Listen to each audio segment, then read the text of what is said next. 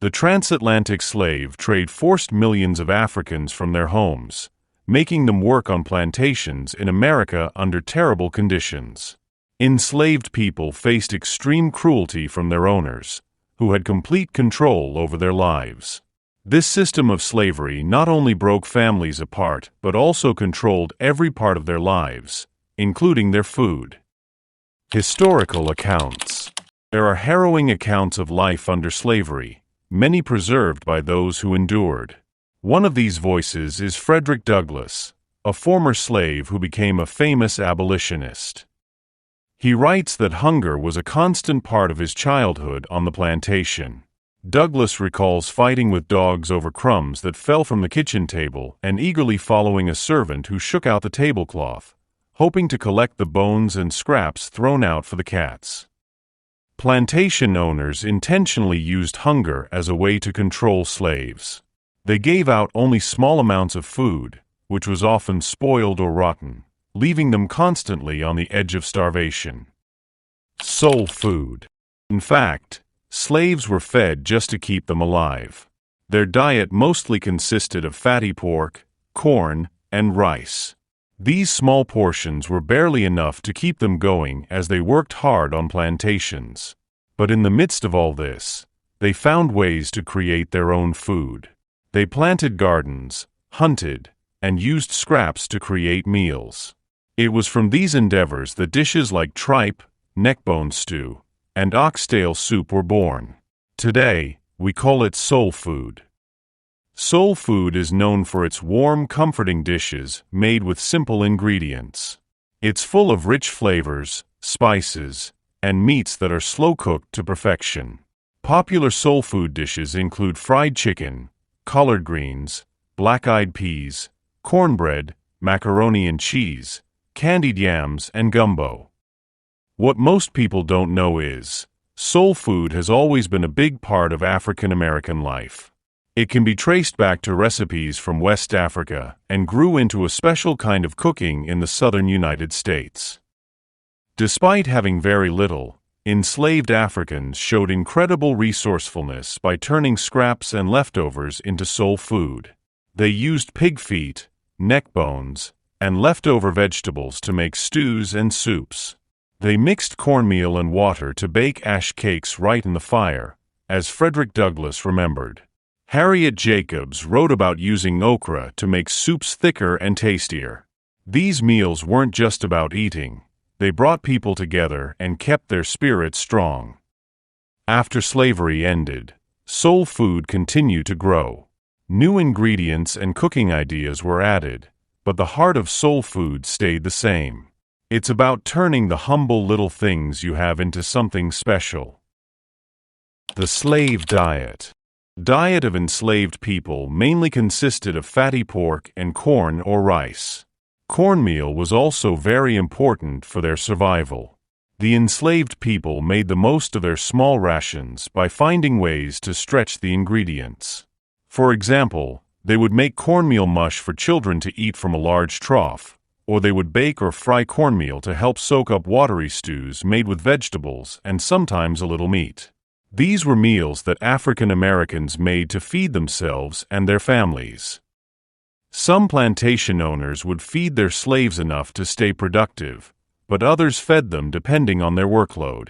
Slaves doing harder work in the fields were given more food, while those who had lighter duties were given less. Malnutrition was common among babies and children, and it was one of the leading causes of death among them. Most of the land on plantations was used for growing crops, so meat was a rare and expensive food. Children were seen as valuable, but not as much as adult men. This meant that children usually didn't get meat in their diet until they were about 10 years old, and even then, it was often leftover parts like feet, tails, tongues, or intestines that the slave owners didn't eat. The pork and corn given to adults kept them from starving, but it didn't provide enough calories or nutrients for the hard work they did in the fields.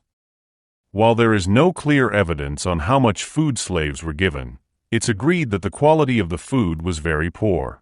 The bad diet that was forced on enslaved Africans led to poor eating habits that continued in the African American community, making them more likely to have chronic health problems. Influence on American diet. Frederick Opie, a history teacher at Babson College in Massachusetts, explained that those who brought enslaved Africans to North America wanted to keep them alive and make a profit. To do this, they gave the Africans foods they were familiar with and enjoyed, and these foods came with them. Opie also explained that many of the fruits and vegetables, like watermelon, okra, yams, black-eyed peas, and peppers, brought from Africa thrived in America. Some cooking methods popular in the U.S. today, like deep-frying fish and barbecuing meats, were also found in West Africa before 1500. These food traditions were important in shaping Southern and American cuisine. Over time, many of these dishes, rooted in African American culture, became known as soul food. Frederick Opie, a history professor and author, explains that the term soul food came about during the Black Power movement in the 1960s. It was a way to highlight food that reflected African American history. Opie also notes that soul food represents dishes that African Americans created long ago as a way to eat with dignity. Now let's talk about some notable crops and recipes from the gardens of African American slaves. Number 1. Rice. Enslaved Africans on plantations across the Americas often had to survive on small, insufficient food portions provided by their masters. To make up for this, many of them grew their own crops, with rice being one of the key staples they planted. Rice, a common food in West Africa, was familiar to many enslaved people. However, plantation owners often restricted or limited its availability, so slaves took matters into their own hands. They planted rice in secret patches or small garden plots, known as provision grounds, that were set aside for personal use. Growing rice allowed them to stay connected to their heritage and traditional farming methods. Using knowledge passed down through generations, they hand-planted, harvested, and processed the rice. It became a crucial part of their diet, providing necessary carbs, fiber, and nutrients. Slaves often combined it with whatever ingredients were available, like beans, vegetables, and leftover meat, to make dishes such as pilafs, soups, and even desserts. Traditional West African rice dishes, like jollof rice, evolved into Southern jambalaya, while rice and beans dishes from West Africa inspired the creation of hop and jawn in the South. The ability of enslaved Africans to cultivate rice despite their circumstances speaks to their creativity, strength, and determination. Number 2. Okra. Originating from West Africa, okra was valued for its nutritional benefits and cooking flexibility. In Africa, okra was commonly used in stews, often prepared in large pots. In the American South, okra became famous as a key ingredient in gumbo, where it serves to thicken the dish. This method of thickening came directly from African culinary traditions. During the slave trade, Africans brought their knowledge of okra, incorporating it into stews that would later become a hallmark of soul food. Number 3. Sweet potatoes. Sweet potatoes were brought to America from Africa's Congo region. Packed with vitamins and minerals, they helped fight malnutrition and related illnesses. Enslaved people prepared sweet potatoes in various ways: baked, boiled, mashed, fried, or roasted. Slaves often cooked them over a fire or wrapped them in leaves and ash. Sweet potatoes were also grown in hidden gardens, giving enslaved people a small sense of independence and connection to their African roots. Slaves on plantations created potato holes near fires where they buried their sweet potatoes, keeping them hidden from their masters. The practice of storing sweet potatoes and other root vegetables over winter may have been a subtle act of defiance. Number 4. Greens. Collard greens, originally from the Ethiopian highlands, were introduced to the Americas through the African slave trade. They became an important food for enslaved people, offering nutrients like vitamins A, C, and K, calcium, iron, and fiber. Enslaved people prepared collard greens in various ways: stewed with pork or bacon, onions, garlic, and spices, boiled with salt and pepper, sautéed with garlic, onions, and sometimes meat, or braised. Collard greens symbolize resilience, as enslaved people adapted them to tough conditions. Today, in Southern cuisine, collard greens are often stewed with pork, onions, garlic, and spices, while in African cooking, they're sautéed with peppers, onions, and peanut sauce. Number 5. Yams. Yams, which were brought over from West Africa, were a key crop for enslaved people on plantations. Packed with nutrients, they helped fight hunger caused by inadequate rations.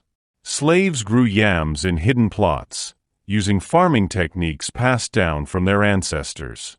Yams provided a reliable food source and connected enslaved people to their African heritage.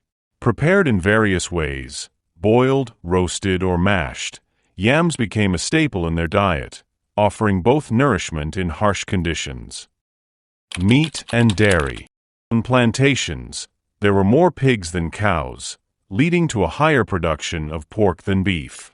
There was a belief that slaves preferred pork, but the real reason was that pigs were easier to feed, and beef was harder to preserve. The slave masters used to believe that pork was the only suitable meat for laborers. Archaeological studies show that pork and beef were major parts of slaves' diets. When rations were low, enslaved people often hunted for wild game and fish to make up for the shortage. They hunted animals like possum, raccoon, deer, and rabbit to supplement their meals. Milk was rare in slave diets due to the lack of cows, and there was a common belief that slaves were lactose intolerant. In reality, many had trouble digesting milk because dairy wasn't a typical part of African diets. Milk was scarce, especially in the summer heat, and was often reserved for white families, with any leftovers going to slave children. Scholars discovered that while enslaved people's diets provided enough food, they lacked the quality needed for good health. This poor diet led to physical impairments and chronic illnesses, as many vital vitamins and nutrients were missing. Despite the unimaginable cruelty they endured, enslaved people demonstrated extraordinary resilience, turning meager rations into nourishing meals and preserving their cultural heritage through food. Their contributions not only shaped African American cuisine, but also left an indelible mark on American culinary traditions as a whole. Soul food, born from a legacy of survival and ingenuity, stands as a testament to their resourcefulness and enduring spirit. It represents more than just sustenance. It embodies history, identity, and resilience. As we enjoy these dishes today, let us honor the lives of those who, even in the harshest conditions, found ways to sustain their bodies and their spirits, leaving behind a legacy that continues to enrich plates and hearts worldwide.